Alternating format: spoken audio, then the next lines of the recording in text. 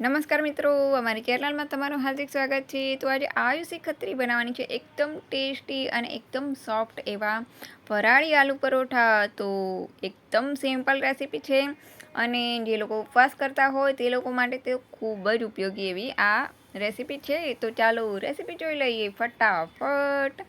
તો સૌથી પહેલાં તો આપણે 3 થી 4 બટેટાને સારી રીતે બાફી અને એની છાલ કાઢી લેવાની છે। ત્યારબાદ હવે આપણે એને આ રીતે છીણી લેવાના છે, જેથી તે એક સરખા મેશ થઈ જાય। તમારે છીણવા ના હોય તો તમે મેસરની મદદથી પણ તમે એને મેશ કરી શકો છો। તો ચાલો, આપણા બધા બટેટા સારી રીતે છીણાઈ ગયા છે। તો હવે આપણે એમાં કરવાનું છે મસાલો। તો મસાલા માટે સ્વાદ અનુસાર મીઠું, તમે સિંધા લૂણ વાપરતા હોય તો એ વાપરી શકો છો, અથવા તો તમે મીઠું વાપરતા હોય તો એ। ત્યારબાદ આપણે એમાં આદુ મરચાંની પેસ્ટ એડ કરવાની છે અને રાજગરાનો થોડોક લોટ એડ કરવાનો છે, એટલે કે જેટલા બટેટા હોય એનાથી અડધો રાજગરાનો લોટ આમાં એડ કરવાનો રહેશે।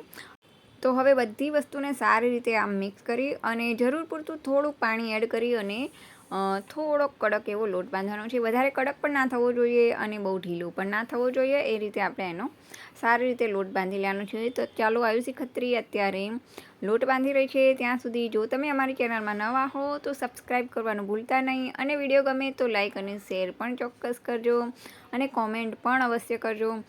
તો હવે લોટ બંધાઈ જાય એટલે આપણે જે સાઇઝના પરોઠા કરવા હોય તે સાઇઝના આપણે ગુલ્લા કરી લેવાના છે। બધા ગુલ્લા રેડી થઈ જાય એટલે હવે આપણે એને વણવાના છે।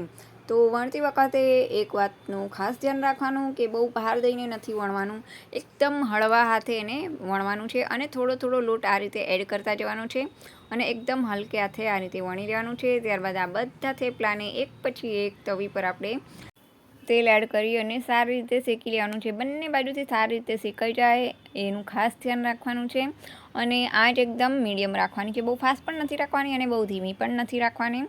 તો ચાલો, આપણા ગરમા ગરમ ફરાળી થેપલા તૈયાર થઈ ગયા છે અને એ પણ આલુના। તો આને થેપલા પણ કહી શકો અથવા તો પરોઠા પણ કહી શકો છો, ફરાળી આલુ પરોઠા। તો હવે આ રીતે શેકાઈ જાય એટલે આપણા એકદમ ટેસ્ટી અને એકદમ સોફ્ટ એવા આલુ પરોઠા તૈયાર।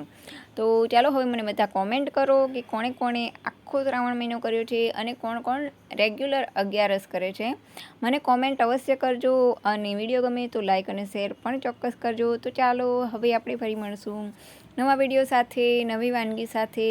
ત્યાં સુધી બાય બાય।